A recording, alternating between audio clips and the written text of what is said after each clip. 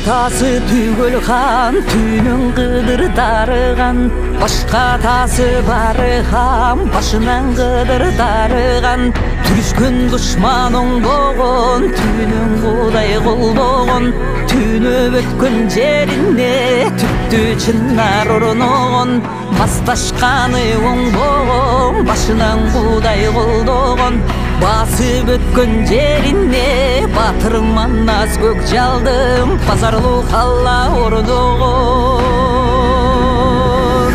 Айым менен күніңдің бір өзінім бүткөндөй, алтын менен күміштің ширөсінім бүткөндөй, асман менен жеріңдің түрөсінім бүткөндөй, түндік менен түштіктің түнөгінім бүткөндөй, түпті қырғыз жұртыңдың тілегінем бүткөндөй, шығыш менен батыштың чырағынан бүткөндөй, ырысту қырғыз қалқымдың ынағынан бүткөндөй.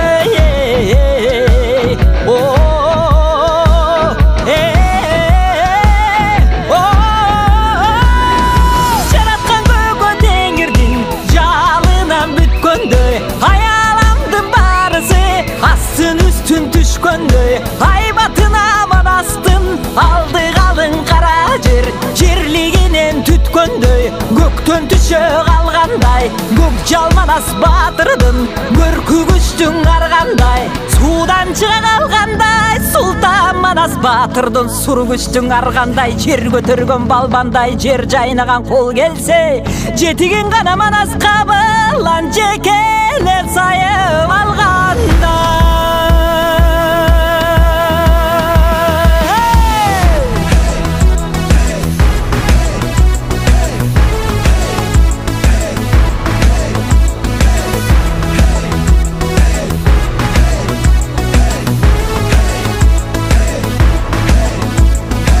Құтманың манас қабылан, құлалы таптап құш қылған, Құралға батқан қырғызды, Құтманды күнге тұш қылған, Келу құш таптап құш қылған, тентеген жейіп жұрт қылған, темселеп қалған қырғызды, теңдікті күнге тұш қылған, аққан жашын қырғыздың, қиған манас емес пе, арғай жерден жоғылдып, жиған манас емес пе, қырғыз үшін урағыз, қорған манас емес пе, қияматта ұныққыз, болған манас емес пе, қасиетті барынан ашқан манас емес пе, қалқозынан түшпөгін даста манас емес пе, олтон бері қырғыздың ойының болып тумары, қапсалаң іште қолдоғын қадимки пері сыңары, майданға кірсе арғача манастап шыққан нұраны, аңдықтан атын ұнытпай арғача несте